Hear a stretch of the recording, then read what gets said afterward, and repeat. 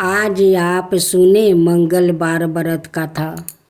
व्यास जी ने कहा, एक बार नैमिषारण्य ने तीर्थ में 80,000 मुनि एकत्र होकर पुराणों के गाता श्री सूत जी से पूछने लगे, हे महामुनि, आपने हमें अनेक पुराणों की गाथा सुनाई है।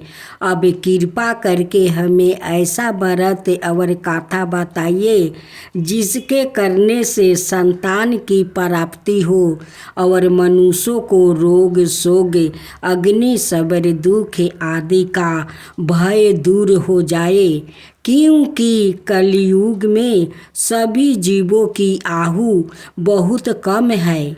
फिर इस पर उन्हों रोग चिंता के कष्ट लगे रहे तो फिर वो श्री हरि के चरणों में अपना ध्यान कैसे लगा सकेंगे। श्री सूत जी बोले, हे मुनियों, आपने लोक कल्याण के लिए बहुत ही उत्तम बात पूछी है। एक बार युधिष्ठिर ने भगवान श्री कृष्ण से लोक कल्याण के लिए यही प्रश्न किया था। भगवान श्री कृष्ण और युधिष्ठिर का संबंध तुम्हारे सामने कहता हूँ, ध्यान देकर सुनो। एक समय पांडवों की सभा में श्री कृष्ण जी बैठे हुए थे। तब युधिष्ठिर ने भगवान श्री कृष्ण से प्रश्न किया, हे प्रभु नंदन गोविंदा, आपने मेरे लिए अनेकों कथाओं सुनाई है। आज आप कृपा करके ऐसा व्रत या गाथा सुनाइए जिसके करने से मनुष्य को रोग चिंता का भय समाप्त हो जाए और उसको पुत्र की प्राप्ति हो जाए। हे प्रभु, बिना पुत्र के जीवन व्यर्थ है। पुत्र के बिना मनुष्य नरकगामी होता है। पुत्र के बिना मनुष्य मृत्यु ऋण से छूट कर नहीं पा सकता है और ना ही उसका पुनंग नाम का नरक से उद्धार हो सकता है। अतः पुत्रदायक व्रत बताइए। श्री कृष्ण भगवान बोले, हे राजन, मैं एक प्राचीन इतिहास सुनाता हूँ, आप उसे ध्यान पूर्वक सुनो। कुंडलपुर नाम का एक नगर था। उसमें नंदा नाम का एक ब्राह्मण रहता था। भगवान की कृपा से उसके पास सब कुछ था, फिर भी वो दुखी था। उसका कारण यह था कि ब्राह्मण की स्त्री सुनंदा के कोई संतान नहीं थी। सुनंदा पतिव्रता थी, भक्ति पूर्वक श्री हनुमान जी की आराधना करती थी। मंगलवार के दिन व्रत करके अंत में भोजन बनाकर हनुमान जी का भोग लगाने के बाद सवाए भोजन करती थी।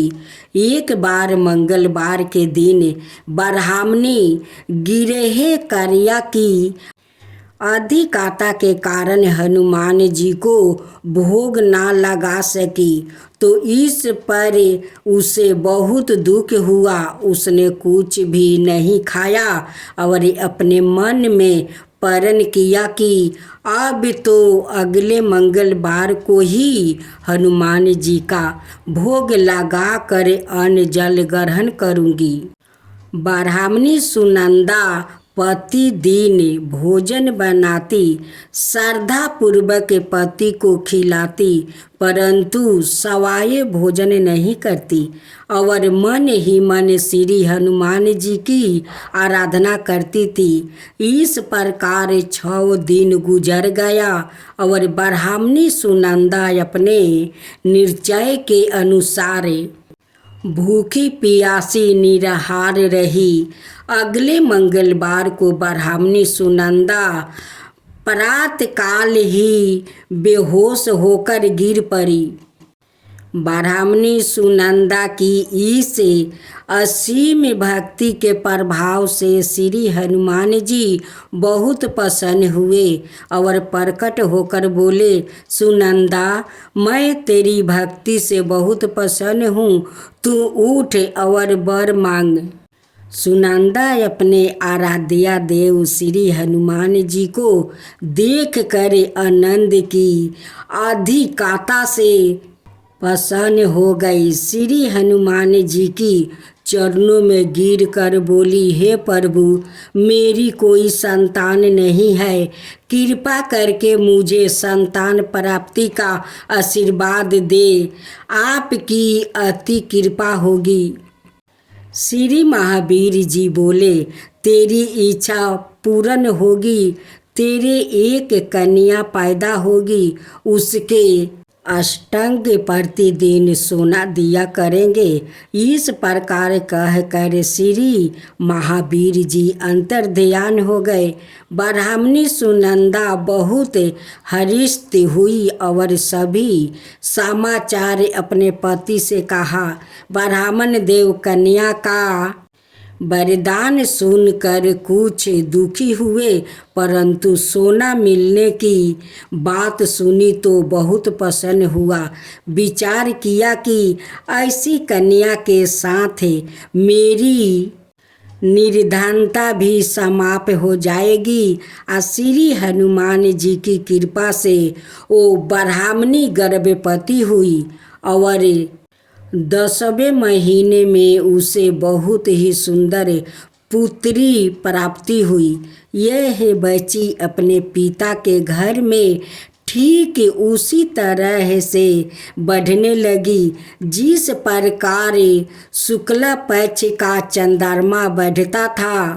10वें दिन ब्राह्मण ने उस बालिका का नामकरण संस्कार कराया। उसके कुल पुरोहित ने उस बालिका का नाम रत्नवाली रखा, क्योंकि यह कन्या सोना प्रदान किया करती थी। इस कन्या ने पूर्व जन्म में बड़े ही विधान से मंगल देव का व्रत किया था। रत्नवाली का अष्टांग बहुत सा सोना देता था। उस सोने से नंदा ब्राह्मण बहुत ही धनवान हो गया। अब ब्राह्मणी भी बहुत अभिमान करने लगी थी। समय बीतती रहा। अब रत्नवाली 10 बरस की हो चुकी थी। एक दिन जब नंदा ब्राह्मण प्रसन्न चिंता था, तब सुनंदा ने अपने पति से कहा, मेरी पुत्री रत्नवाली विवाह के योग हो गई है, अतः आप कोई सुंदर और योग वर देखकर इसका विवाह कर दे। यह सुनकर ब्राह्मण बोला, अभी तो रत्नवाली बहुत छोटी है। तब ब्राह्मणी बोली, शास्त्रों की आज्ञा है कि कन्या 8वें बरस में, गौरी 9 बरस में, रोहिणी 10वें बरस में, कन्या इसके पश्चात रजस्वला हो जाती है। गौरी के दान से पाताल लोक की प्राप्ति होती है। रोहिणी के दान से वैकुंठ लोक की प्राप्ति होती है। कन्या के दान से इंद्रलोक में सुख की प्राप्ति होती है। अगर हे पतिदेव प्राप्ति होती है। इस पर ब्राह्मण बोला, अभी तो रत्नवाली मात्रा 10 ही बरस की है और मैंने तो 16 साल की कन्याओं के विवाह करवाए हैं, अभी जल्दी क्या है। तब ब्राह्मणी सुनंदा बोली, आपको तो लोभ अधिक हो गया है। लगता है शास्त्रों में कहा गया है कि माता पिता और 12 भाई रजवाला कन्या को देखते हैं तो वो अवश्य ही नरकगामी होते हैं। तब ब्राह्मण बोला, अच्छी बात है, कल मैं अवश्य ही योग वर की तलाश में अपना दूत भेजूंगा। दूसरे दिन ब्राह्मण ने अपने दूत को बुलाया और आज्ञा दी कि जैसी सुंदर मेरी कन्या है वैसा ही सुंदर वर उसके लिए तलाश करो। दूत अपने स्वामी की आज्ञा पाकर निकल पड़ा। चंपाई नगर में उसने एक सुंदर लड़के को देखा। यह बालक एक ब्राह्मण परिवार का बहुत गुणवान पुत्र था। इसका नाम सोमेश्वर था। दूत ने इसको पूर्ण सूचना दिया। ब्राह्मण नंदा को भी सोमेश्वर अच्छा लगा और फिर शुभ मुहूर्त में विधि पूर्वक कन्या दान करके ब्राह्मण ब्राह्मणी संतोष हुए। परंतु ब्राह्मण के मन में तो लोभ समाया हुआ था। उसने कन्या दान तो कर दिया था, पर वो बहुत कंजूस भी था। उसने विचार किया कि रतन वाली तो अब चली जाएगी और मुझे इससे जो सोना मिलता था वो अब नहीं मिलेगा। नहीं मेरे पास जो धन था कुछ तो इसके विवाह में खर्चा हो जाएगा और जो शेष बचा है वो भी कुछ दिनों पश्चात समाप्त हो जाएगा। मैंने तो इसका विवाह करके बहुत बड़ी भूल कर दिया है। अब कोई ऐसा उपाय हो कि रतन वाली मेरे घर में ही बनी रहे, अपनी ससुराल ना जाए। लोभ रूपी राक्षस ब्राह्मण के मस्तिष्क पर छाता छा रहा था। रात भर अपनी शयन पर बेचैनी से करवट बदलते बदलते उसने एक बहुत ही कीर निर्णय लिया। उसने विचार किया कि जब रतनवाली को लेकर उसका पति सोमेश्वर अपने घर के लिए जाएगा तो वो मार्ग में छिप कर सोमेश्वर का वध कर देगा और अपनी लड़की को अपने घर ले आएगा, जिसे नियमित रूप से उसे सोना भी मिलता रहेगा और समाज का कोई मनुष्य उसे दोष भी नहीं दे सकेगा। प्रात काल हुआ तो नंदा और सुनंदा ने अपने जमाई और लड़की को बहुत सारा धन देकर विदा किया। सोमेश्वर अपनी पत्नी रतनवाली को लेकर ससुराल से अपने घर की तरफ चल दिया। ब्राह्मण नंदा महालोभ के वशीभूति हो गया था, अपनी मति खो चुका था। पाप पुण्य को उसे विचार ना रहा था। अपने भयानक कीर निर्णय को कार्यारूप देने के लिए उसने अपने दूत को मार्ग में अपने जमाई का वध करने के लिए भेज दिया था, ताकि रतनवाली से प्राप्त होने वाला सोना उसे हमेशा मिलता रहे और वो कभी निर्धन ना हो।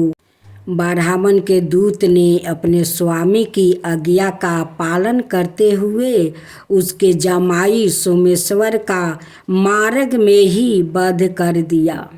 समाचार पाकर ब्राह्मण नंदा मार्ग में पहुंचा और रोदन करते हुए अपनी पुत्री से रतनवाली से बोला, हे पुत्री, मार्ग में लुटेरे ने तेरे पति का वध कर दिया है। भगवान की इच्छा के आगे किसी का कोई बस नहीं चलता है। अब तू घर चल, वहाँ पर ही रहकर शेष जीवन व्यतीत करना। जो भाग्य में लिखा है वही होगा। अपने पति की अकाल मृत्यु से रतनवाली बहुत दुखी हुई।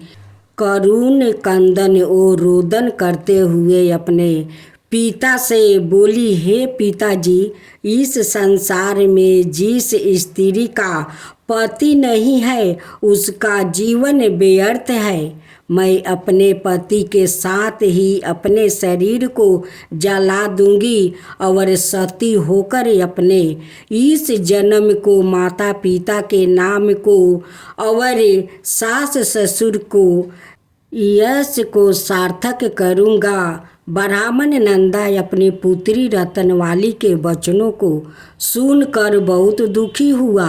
विचार करने लगा, मैंने व्यर्थ ही जमाई का वध का पाप अपने सिर पर लिया। रतनवाली तो उसके पीछे अपने प्राण तक देने को तैयार है। मेरे तो दोनों तरफ से मरण हो गया है। धन तो अब मिलेगा नहीं। जमाई वध के पाप के फल स्वरूप यम यातना भी भुगतनी पड़ेगी। यह सोचकर वो बहुत घृणा हुई। सोमेश्वर की चिता बनाई गई। रतनवाली सती होने की इच्छा से अपने पति का सिर अपनी गोद में राख कर चिता में बैठ गई। जैसे ही सोमेश्वर की चिता को अग्नि लगाई गई, वैसे ही प्रसन्न होकर मंगल देव वहाँ प्रकट हुए और बोले, हे रतनवाली, मैं तेरी पति भक्ति से बहुत प्रसन्न हूँ, तू वर मांग। रतनवाली ने अपने पति का जीवन दान मांगा। तब मंगल देव बोले, रतनवाली, तेरे पति अजर अमर है, यह महाविद्वान भी होगा और इसके अतिरिक्त तेरी जो इच्छा हो वर मांग। तब रतनवाली बोली, हे ग्रहों के स्वामी, यदि आप मुझ पर प्रसन्न हो तो मुझे यह वरदान दीजिए कि जो भी मनुष्य मंगलवार के दिन प्रात काल लाल पुष्पा लाल चंदन से पूजा करके आपका स्मरण करे, उसको रोग व्याधि ना हो, आश्वाजनों का कभी वियोग ना हो, सांप अग्नि और शत्रुओं का भय ना रहे। जो स्त्री मंगलवार का व्रत करे वो कभी विधवा ना हो। मंगल देव तथास्तु कहकर अंतर्ध्यान हो गए। सोमेश्वर मंगल देव की कृपा से जीवित हो उठा। रतनवाली अपने पति को पुण्य प्राप्ति कर बहुत प्रसन्न हुई और मंगल देव का व्रत प्रत्येक मंगलवार को करके ब्रज ध्वजा और मंगल देव की कृपा से इस लोक में सुख ऐश्वर्य को भोगते हुए अंत में अपने पति के साथ स्वर्ग लोक को गई।